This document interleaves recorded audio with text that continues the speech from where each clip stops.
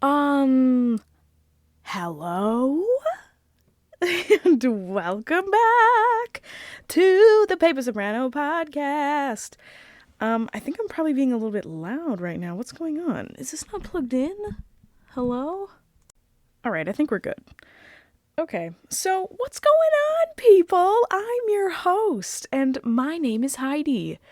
And oh, girl, it is just so nice to sit down and chat with y'all today. Oh, I've had kind of a strange day. Definitely out of the routine of what I've normally been doing. I don't necessarily even know why. I just kind of feel, you know what it was? You know what it was? The sun was out today. And it was like 60 degrees. That's what it was. I'm not kidding, you guys. Those memes about like, oh, you don't know what seasonal depression is until the sun comes out and you feel like you're doing drugs on the beach, like driving in your car, like walking down the street. You feel like you're on like party drugs or something. And I'm like, honestly, yeah. Yeah, that's kind of true because like the fact that daylight savings is this weekend has me on another level. Okay? Like, oh my God, I just cannot wait. I cannot wait. I cannot wait for it to be bright in the morning and light at night. And it's been getting like progressively lighter later, which is wonderful. I can't even tell you how that has been positively affecting my life. But yeah, you guys, also just kind of had a good day. Had some good lessons with some students today. I just, there's something about teaching. I don't know what it is. I really enjoy teaching. I think that I love learning primarily.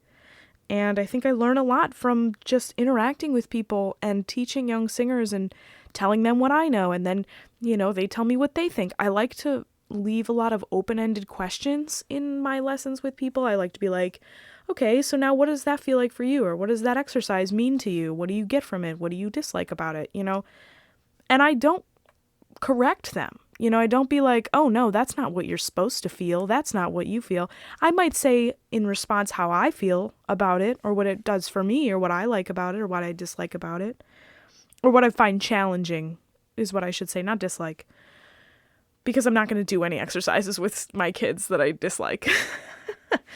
But, I think that's really important because not so much in the older singers that I have. Like if you're like an adult singer and I'm working with you, I might ask you something like that, but I'm usually doing it for, if you're like under the age of 18 or 16, 17, 18-year-olds, you're getting up there. You're probably killing it. And I'm trying to create like a sense of self for these young singers and like a positive like place where they can just talk about what they're doing. Because a lot of the times, like, you will literally look at even college students sometimes, like, I'll be in a class sometimes and people will be looking around at each other and they'll be like, okay, what are we doing? Like, what is this? And people just don't know. Or they don't want to say, or they can't find the words to describe it, So creating this sense of musical self and like a voice outside your singing voice that describes what you're doing. If you're talking about a phrase, how do you talk about that phrase? Like, I want to keep the energy going because my breath seems to fall under me, or I run out of breath at the end of the phrase and it makes me upset. And, I think that I can do more. I think the line needs more. I think it's not finished yet, or I think I can take a breath here. I think the comma where it's placed, I could breathe at this comma, or I could do something else. Even just talking about, like arpeggios. Like when I say, okay, like let's talk about this exercise.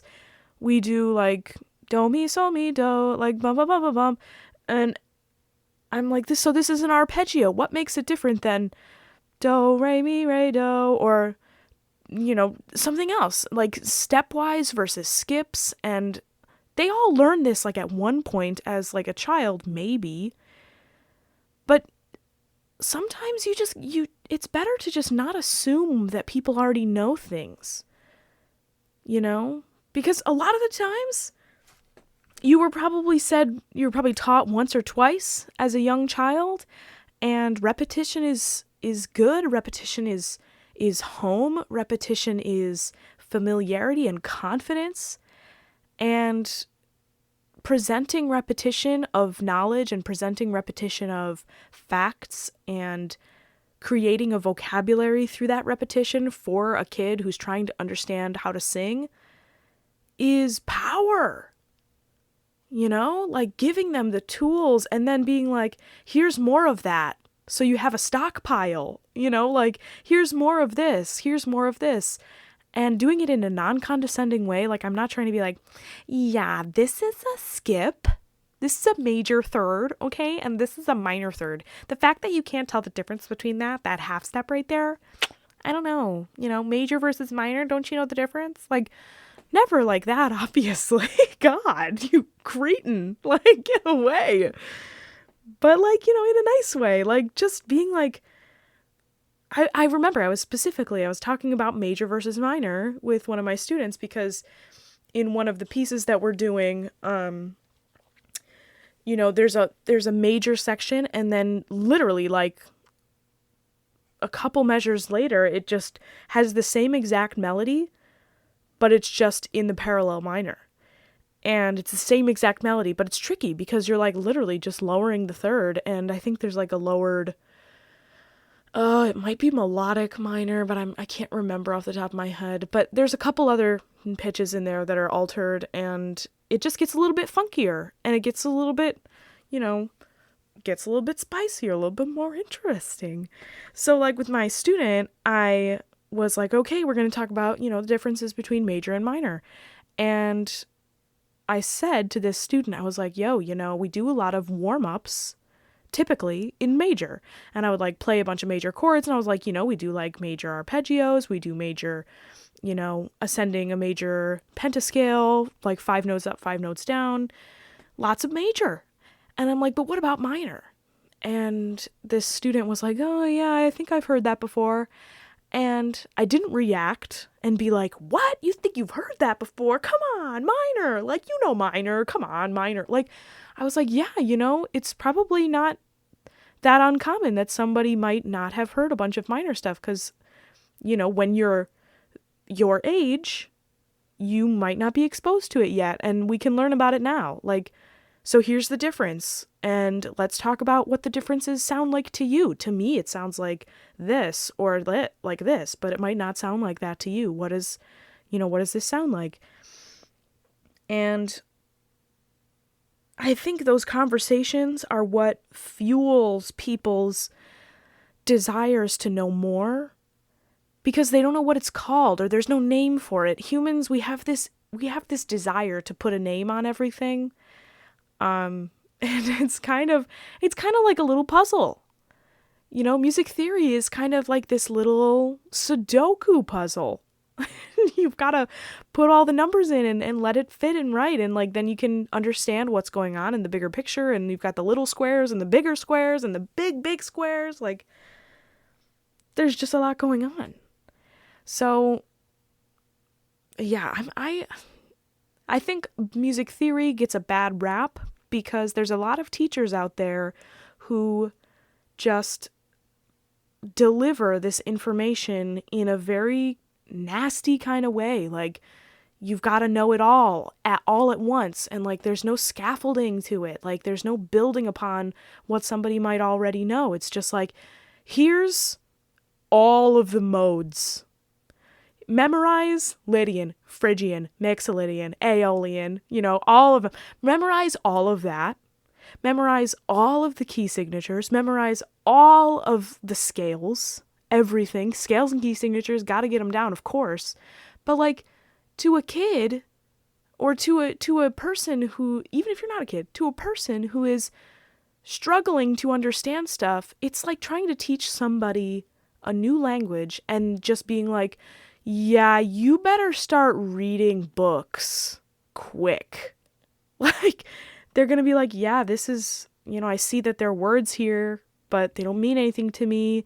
Like, you got to start with sounds. You got to start with letters. You got to start with drawing those letters over and over and over again, like those little coloring books you get when you're a kid. You're drawing an H like 100 times. You're drawing lowercase. You're drawing uppercase.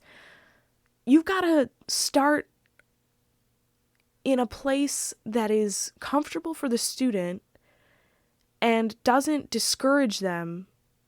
It's such a balance. It's crazy to me. And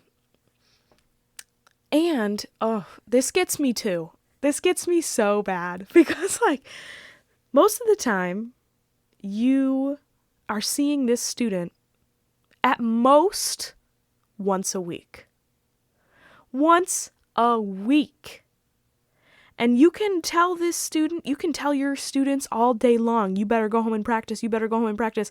But if they are discouraged, if they feel like they're never going to get it, if they feel like there's too much on their plate, if they feel overwhelmed, if they feel downtrodden because they're being, spoken to in a condescending way because they don't understand something or they don't know it or there's just too much information being put in front of them, I guarantee you, I will bet my life that student will not go home and willingly practice.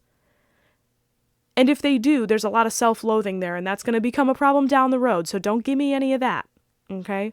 Don't give me any of that like, oh, you just have to practice because you have to hate yourself, and then you have to practice until you don't hate yourself. No.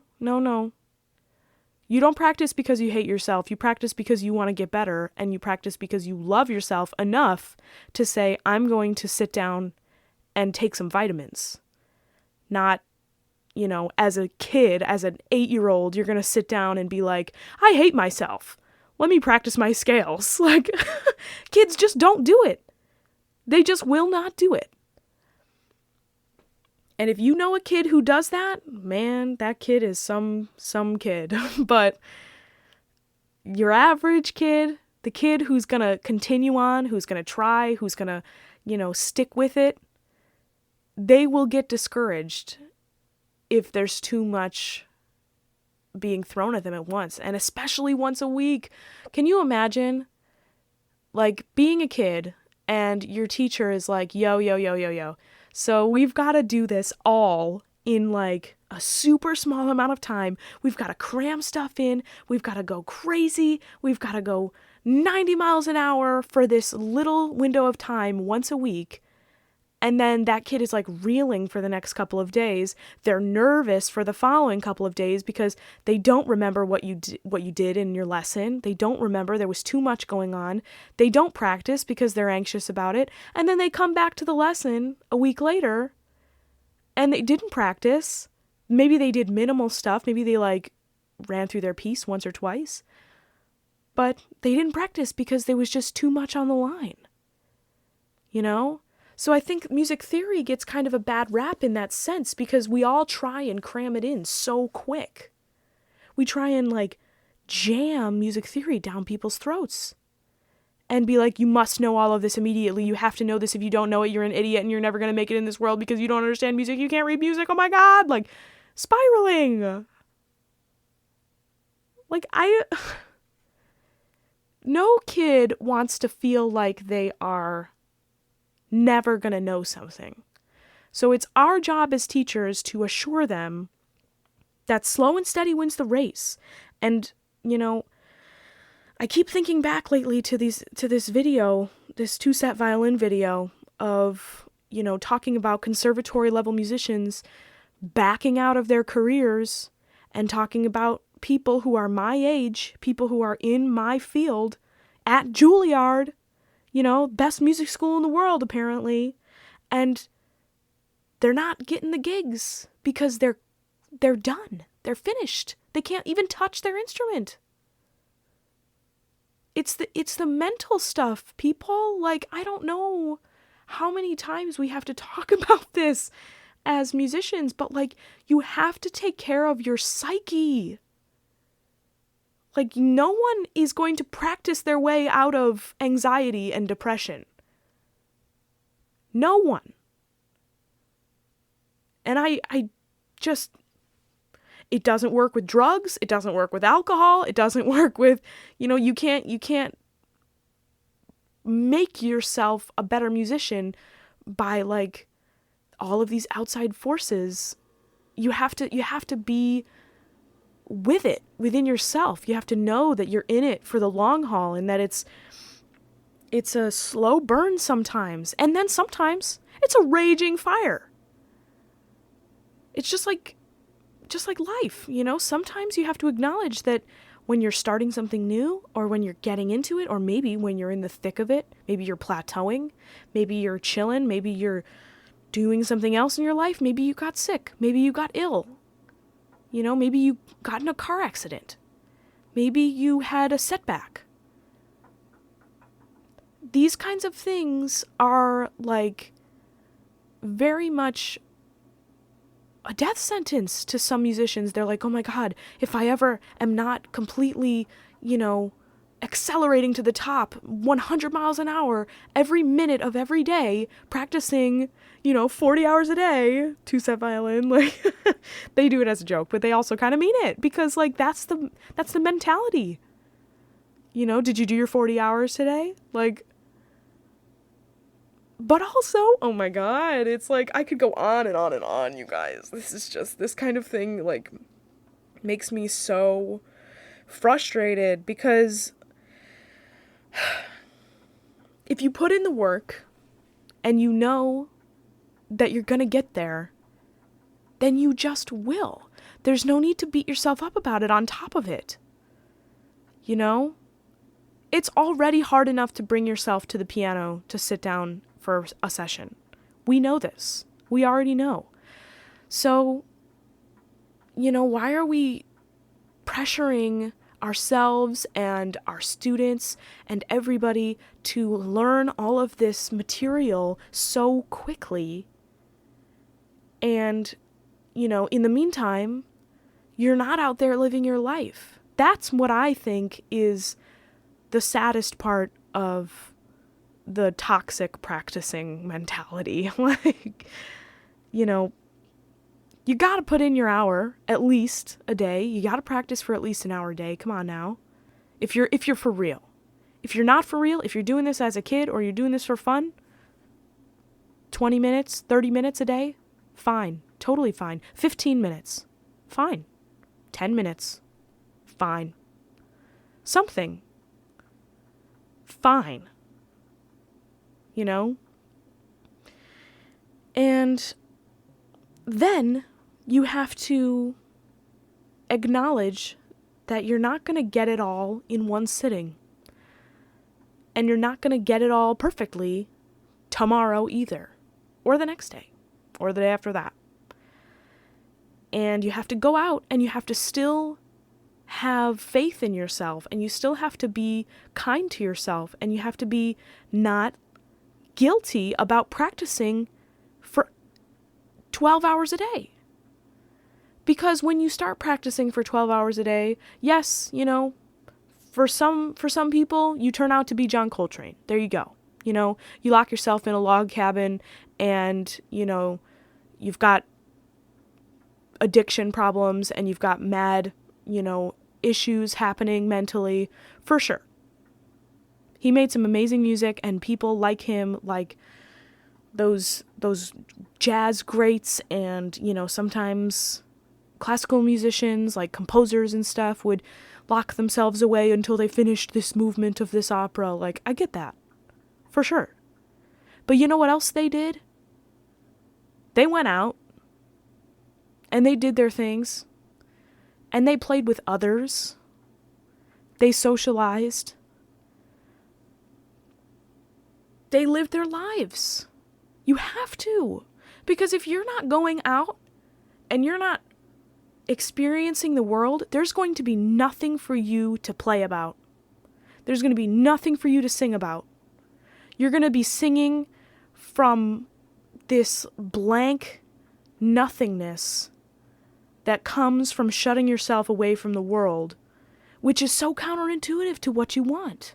Because you want to be the best, you want to be good, you want to be this, you want to be that. But sitting at home alone practicing scales all day isn't going to teach you as much as going out and, diving headfirst into a club and playing a set with 5 strangers, or going to an open mic night and standing there and singing in front of people. Like, what worked? What didn't work? What did I do wrong? What did I do right? What did I like? What did I dislike? Then you take that and you come back to the practice room the next day. But you have to have those in-between experiences.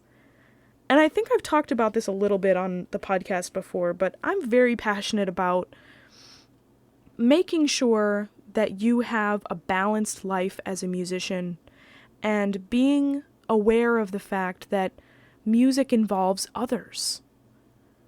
And especially during this COVID time, I am realizing this so much.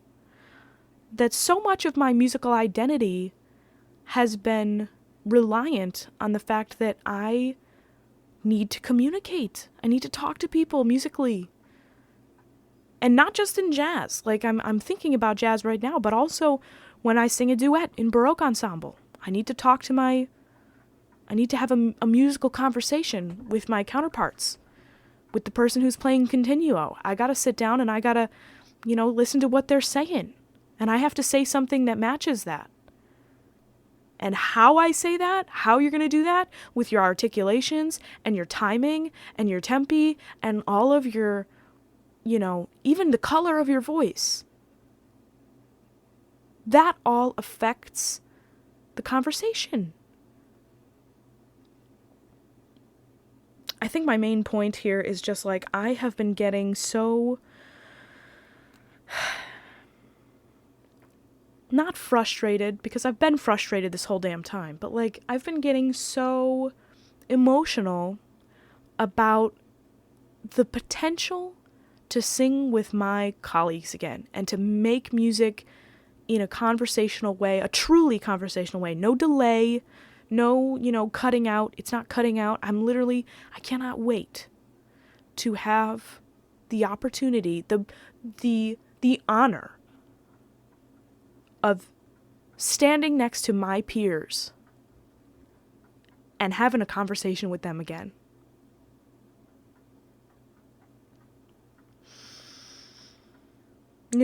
Like, that's so heavy. It's been a full year. Oh my God. So how did I get onto all this? I think I was talking about my lessons. I had good lessons today, guys. Oh my God. All right, let's read something, shall we? Okay. Before we read this, I just want you all to know, I am not advocating for, my young students to, not practice. I don't want you to take that away from this. You have to practice, obviously. Like I said, an hour a day, half hour a day, you gotta. But I'm mostly aiming this conversation towards my colleagues who may or may not be struggling during this time when we're all alone and struggling with our own mental battles about practicing. And, we've got all of these very in-person expectations for continuing on as musicians when we have very much isolated and in solitude kind of parameters in which we have to create. We've still got the in-person expectations put on our shoulders for success, but we are not in person, guys. We are in a blessed pandemic, okay? So we need to understand that the pendulum is swinging in that direction of, we've been in that swing of solitude and being alone and burying your nose in the books and getting yourself attached to the whole cycle of practicing. But at a point, you need to acknowledge that the pendulum needs to swing back, too. And it should be swinging back regularly, but it hasn't been. You know what I mean? We should be integrating socialization and life into your practice as well as scales. Scales are important. Do not get me wrong. That's all I have to say about that. All right, you guys. Yesterday we listened to we read about Victor Herbert, and I did listen to some Victor Herbert afterwards. And honestly, I don't know if you read the description of yesterday's episode, but I was kind of into it. Even though after we read this, I was like, ugh, we should have skipped him. I was gonna skip him, and we didn't. But I kind of liked it. Not gonna lie, I listened to Babes in Toyland, and I don't know where. I think, I really like Copeland, and it kind of sounded like Copeland to me in a way. Like very Americana, kind of like almost like canned American. Like somebody made like a processed food that was so American, and then they put it in a can, and it had a really long shelf life, and it was just like, here you go, this is the pinnacle of American sound, and it's this operetta style. Like, I liked it. It was good. So now I turn the page on our book here. If you're new to this podcast, we do a little segment every day where we educate ourselves a little bit with a little grain of salt here and there. We educate ourselves on the great composers. I put that in quotation marks because some of them we don't remember, or some of them, have some things that weren't so great in their lives. But we read about them every day, and we check out what these two authors, Eva and Helen, our girls, Eva and Helen, said about these dead white guys in the 1930s. All right, so let's get into it. Today we have Giacomo Puccini. Buckle up, Buttercup. Here we go. All right. His subtitle is The Sportsman Composer. Okay. Born 1858, died 1924. Straight-shouldered, brown-eyed, bushy-haired mountaineer in yellow boots, a blouse, and beret to match, dashing off in a high-powered car from his villa Torre del Lago near the Gulf of Spezia, with completed opera score under his arm. This was Giacomo Puccini, composer, sportsman, millionaire bohemian. Man, okay. So he's like flexing on all of us. All right. Born December 23rd, 1858, child of the third generation of a family of musicians, living in the ancient walled city of Lucca, his life was uneventful until his 19th year. Queen Margherita gave him a grant for a year's study in Milan at the Regal Conservatorio de Musica, where he met Magazzini, Peccia, and Trindelli, who became his inseparable companions in Bohemian life, which they engaged in with gusto, and which he was so enchantingly depicted in his Capriccio Sinfonica and his opera La Bohème, based upon Murger's libretto. The quartet shared the 1,000 lire prize won by the Sinfonica to pay bills in the arrears. Arrears? To pay food bills in arrears. We're going to have to look that up. It's not capitalized. It's not a place. Arrears.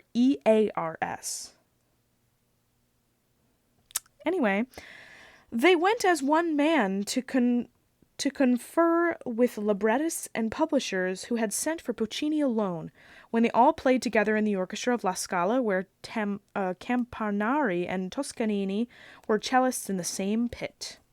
Hot. Okay, seeking a libretto that can move the world, he read thousands.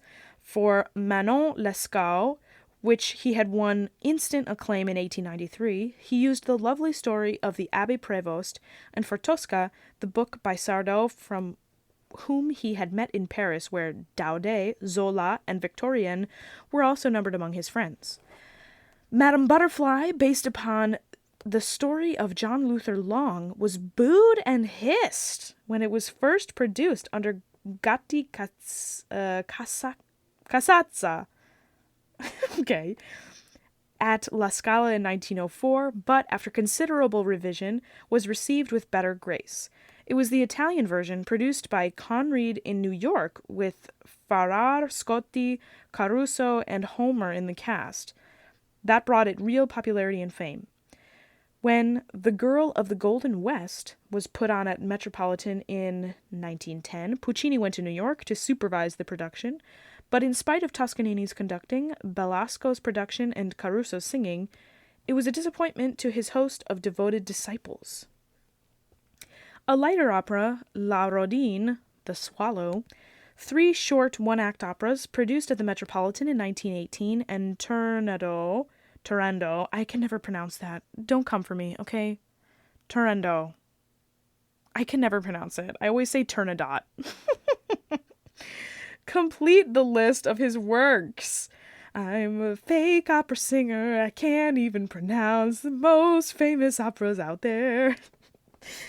The last scheduled for La Scala, New York and Chicago for the season of 1925 was interrupted by the composer's death on November 29th, 1924. While Butterfly was being sung in Rome and Bohème at the Metropolitan, Mussolini, who had nominated him to the Italian Senate, gave him a funeral of state as befitted this composer who brought fame to Italy and millions to opera houses, which produced his works' flowing melodies, vivid orchestrations, and infinite stagecraft. Dang, okay, See, this is the kind of stuff, like, I didn't know. I have no concept of history sometimes. Timelines, they all merge together, you know? Sometimes it's hard. You don't know what timelines cross. I didn't know Mussolini was happening during Puccini. But apparently they were tight. I don't know. Like, he gave him a funeral of state. Maybe they weren't tight. I'm not trying to say they were friends. But, like, you know. Oh, wow. Oh, okay. We have to look up this word here. See, this is what happens, you guys, in our segment here. If we don't learn anything directly from this text, we learn at least a new vocabulary word. Let's see. Oh, what was it? Oh, arrears. Define arrears. Oh, okay. So it literally means money that is owed and should have been paid earlier.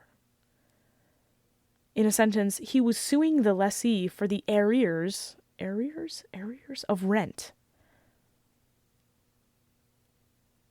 Yeah. Arrearage. Arrearage is another derivative. It's from Old French, errare, from medieval Latin adretto, from ad meaning towards and retro meaning backwards. Okay. So it's about money. LOL. Cool. You know, you learn something every day. Arrears. All right.